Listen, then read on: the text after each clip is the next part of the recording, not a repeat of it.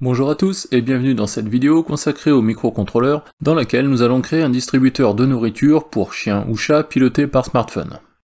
Dans mon cas, c'est pour cette bestiole que je l'ai créé, même s'il ne fait la tête et refuse obstinément de regarder l'objectif. Pour cela, nous allons une nouvelle fois utiliser l'application Blink afin de créer un simple bouton qui commande le distributeur. L'appui sur ce bouton va appeler une action sur un microcontrôleur qui va à son tour commander un moteur pas à pas. Un moteur pas à pas, ce n'est pas un moteur classique qui tourne dans un sens à une certaine vitesse. C'est un moteur qui tourne d'un certain angle à chaque impulsion électrique. Vous pouvez donc choisir très précisément de quel angle le moteur doit tourner et à quelle vitesse. Ces moteurs, il en existe de différentes puissances et des plus ou moins précis. Voici la liste du matériel nécessaire pour notre projet. Tout d'abord, pour le distributeur, j'ai déniché celui-ci sur Amazon.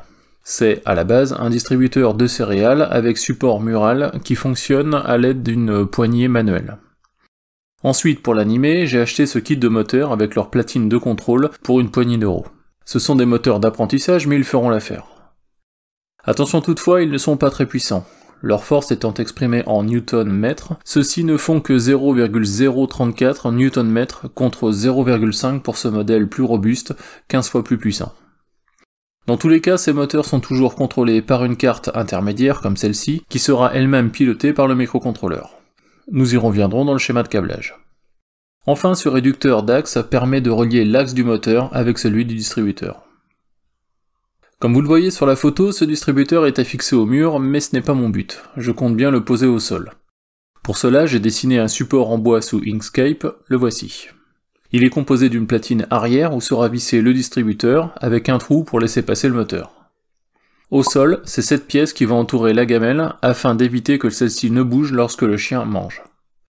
Enfin, pour être sûr que les croquettes tombent bien dans la gamelle, ces pièces me serviront à faire une rampe de guidage. Comme d'habitude, j'ai joint dans la description ce fichier Inkscape ainsi que le programme du microcontrôleur que nous verrons tout à l'heure. Comme d'habitude aussi, j'ai joué les feignants et j'ai fait découper le support au laser par la société Damengo, à qui je fais appel à chaque fois, et comme d'habitude, je ne suis pas sponsorisé pour cela, je fais appel à eux car ils sont moins chers. Vient ensuite la phase d'assemblage au cours de laquelle je fixe la platine au socle par des vis, mais que j'ai renforcées par des petites équerres. Pour la rampe de guidage, il suffit de visser les côtés, c'est simple. J'ai ensuite modifié le distributeur en retirant la poignée, ce qui laisse apparaître son axe en plastique que j'ai relié au réducteur d'axe, comme ceci. Passage à la bombe de peinture noire pour l'ensemble du support. J'ai fixé la rampe à l'aide de petites charnières, ce qui permet d'ajuster son angle en fonction de la taille de la gamelle. J'aurais aussi pu la fixer à l'aide d'équerres en statique. Je boulonne ensuite le distributeur au pied, et il me reste ensuite à fixer le moteur sur la partie arrière et à visser son axe dans le réducteur. Cette partie n'a pas été facile car l'espace entre le support et le réducteur est vraiment très limité. Y passer la clé Allen n'a pas été simple. Pour cacher l'électronique et tous les fils, j'ai peint un boîtier électrique étanche comme celui-ci. Je l'ai aussi percé afin de laisser passer le moteur. Enfin, je laisse dépasser le bornier de l'alimentation par le haut en perçant un trou par le passe-fil. Voilà, la partie matérielle est terminée et le résultat est plutôt sympa. Voici ce que cela donne avec la gamelle du chien. Au passage, je me rends compte que j'ai bien fait de créer la rampe, sinon les croquettes seraient tombées à côté. Bien, attaquons maintenant la partie logicielle de ce distributeur. Tout d'abord, je commence par créer un nouveau projet sous Blink. Blink, nous l'avons utilisé pour le projet de bandeau de LED, je vous invite donc à vous y référer si vous l'avez raté. Mon nouveau projet, je le nomme distributeur, et je définis que mon microcontrôleur sera un node MCU, comme d'habitude, connecté en Wi-Fi. Je crée ensuite simplement un bouton nommé V0, que je change de libellé par « Nourrir le chien ». Voilà ce que cela donne, rien de bien spectaculaire. À la création du projet, Blink vous envoie un email avec la clé API correspondante. Gardez-la précieusement pour le programme. Elle est unique et permet de faire le lien entre votre projet Blink et votre microcontrôleur.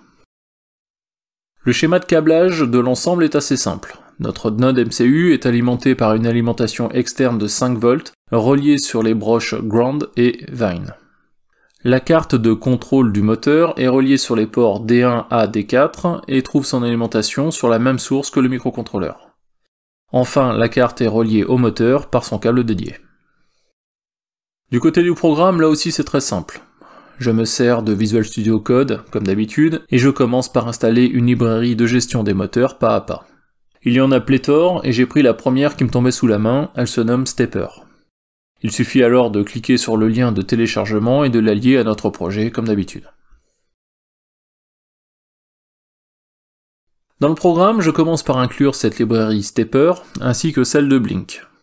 Ensuite, je définis 5 constantes qui définissent mon moteur. Steps contient le nombre de pas que peut prendre le moteur pour réaliser un tour complet. Là, chaque moteur est différent, c'est marqué dans son manuel d'instruction. Pour le mien, il s'agit de 2038.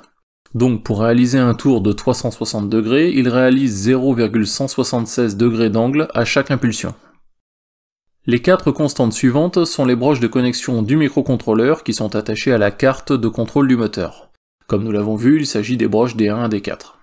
Je construis ensuite l'objet Stepper qui prend en paramètre les 5 constantes que je viens de définir. Dans le setup, je crée la liaison à Blink, toujours en lui passant la clé API, reçue par email, ainsi que le SSID Wi-Fi et le mot de passe.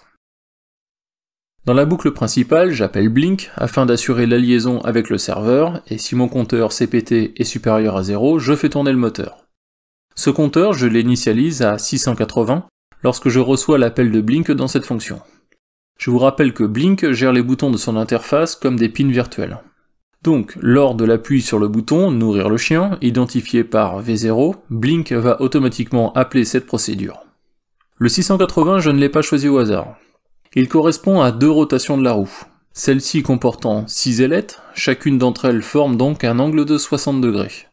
Mon microcontrôleur tournant de 0,176 degrés à chaque impulsion, je dois donc le faire tourner 680 fois pour former un angle de 120 degrés.